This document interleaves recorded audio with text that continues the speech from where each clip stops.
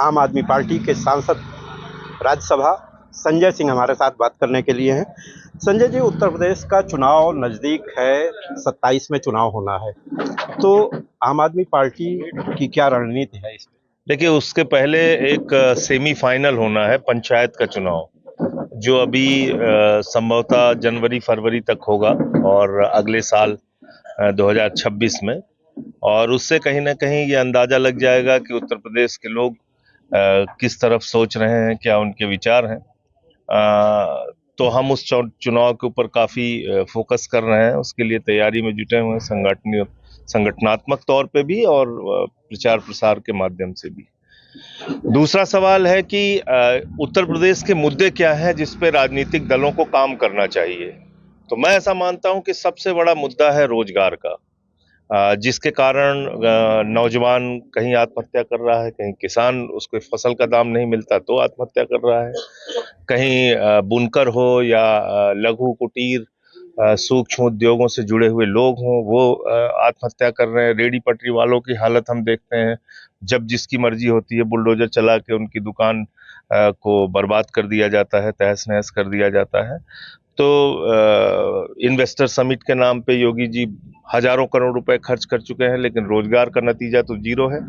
13.5 लाख नौकरी हर साल आदित्यनाथ जी ने वादा किया था कि उत्तर प्रदेश के लोगों को देंगे, और 2 करोड़ नौकरी हर साल प्रधानमंत्री जी ने वादा किया था।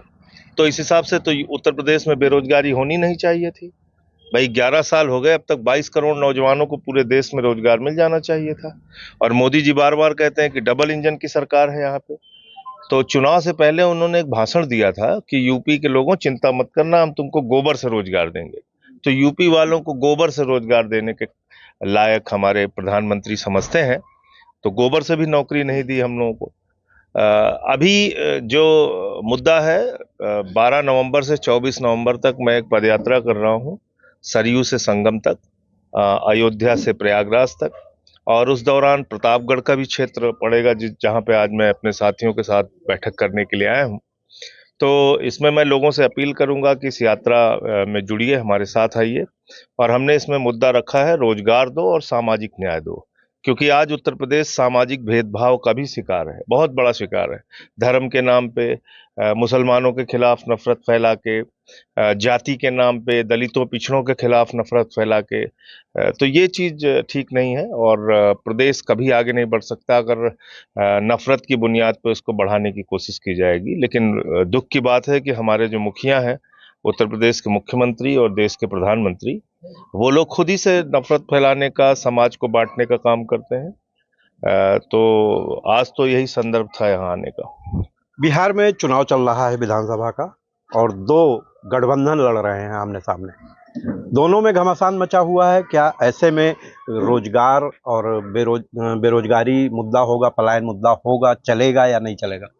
देखिए, वहां पे मैं एक बात ये कहना चाहूंगा कि जो मौजूदा सरकार है उससे लोग दुखी हैं, लेकिन जो विकल्प देने के लिए तेजी और तीव्रता दिखाने की जरूरत थी, वो बीच में उसमें थोड़ा ढिलाई आ गई।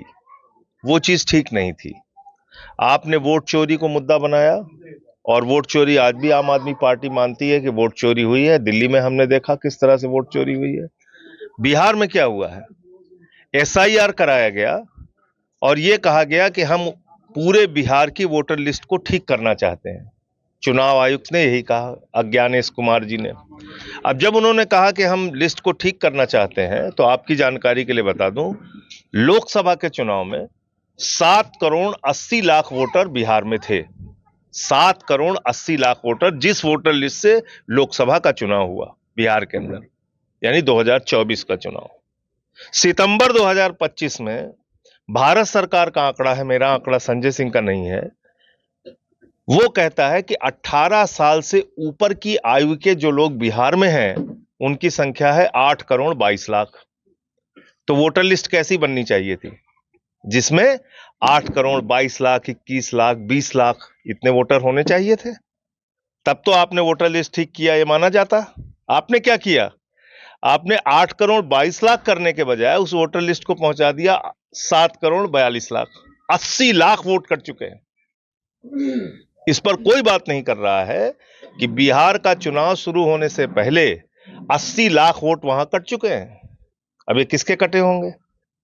मोदी जी के समर्थकों के तो कटे नहीं होंगे, और ना नीतीश कुमार, हो सकता है नीतीश कुमार जी के समर्थकों के भी काट दिए हों ये लोग, उनको काटने के लिए, उनको राजनीतिक रूप से खत्म करने के लिए। बिहार के चुनाव में तो इसलिए 5 लाख डुप्लीकेट वोट हैं, 80 लाख वोट कट चुके हैं, 1 लाख वोट ऐसे हैं जो काका गागा चाचा दादा ताता दादा ना ऐसे नामों से हैं, यानी उनके सही नाम का पता नहीं है। और जिस अभियान को लेके ये शुरू किया गया कि घुसपैठिया भगाना है, बांग्लादेशी पकड़ना है, यहां विदेशी मुसलमान आके रह रहे हैं, कुल 315 लोग मिले हैं वहां विदेशी, लेकिन कुल 315। अपनी और आगे आइडेंटिटी सुन लीजिए, 78 मुसलमान हैं, बाकी सब नेपाल के हिंदू हैं। तो ये है। ये बताइए, ये बिहार के चुनाव में आम आदमी पार्टी की क्या भूमिका है? क्या इंडिया आम गठबंधन में आदमी शामिल पार्टी है? देश के जिस भी क्षेत्र में जाएगी, हम लोग लोगों के लिए काम करेंगे। सत्ता दोगे तो भी काम करेंगे, और अगर विपक्ष में रखोगे तो भी काम करेंगे, और 1-2 विधायक भी जीतेंगे, 5-10 भी जीतेंगे तो भी काम करेंगे। उदाहरण के तौर पे आपको बता दूं, गुजरात में आप चले जाइए, चैतर बसेवा हो या वहां हमारे और बाकी नेता हों, उनको पकड़ पकड़ के जेल में डालती है सरकार। जम्मू कश्मीर आप चले जाइए, महराज मलिक, उसको पकड़ के जेल में डाल दिया। 3 लोग हम लोग संसद में हैं, मुझे आए दिन सस्पेंड करते रहते हैं। तो जहां हम रहेंगे, हमको बिहार में अगर जनता वहां का मौका देगी तो हम जो भी भूमिका दे, जाहिर सी बात है हम कोई सत्ता में वहां सरकार बनाने नहीं जा रहे हैं, लेकिन जो भी आम आदमी पार्टी को वो भूमिका देंगे वहां के लोग, उसको हम पूरी ईमानदारी के साथ निभाएंगे। गठबंधन कायम है आपका? नहीं, हम तो इंडिया गठबंधन का हिस्सा है नहीं, हम तो पहले ही बता चुके हैं।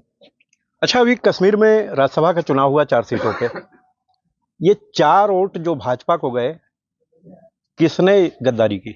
पता नहीं, पूछिए उन लोगों से, वही बता पाएंगे। अमित शाह के रहते हुए आपको ये मुझसे पूछने की जरूरत है?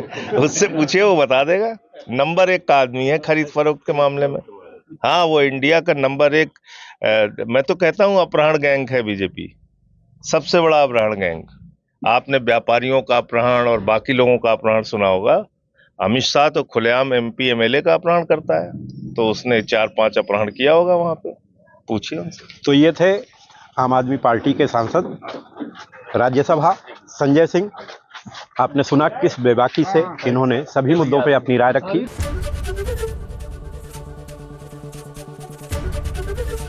ABP गंगा, खबर आपकी, जुबान आपकी।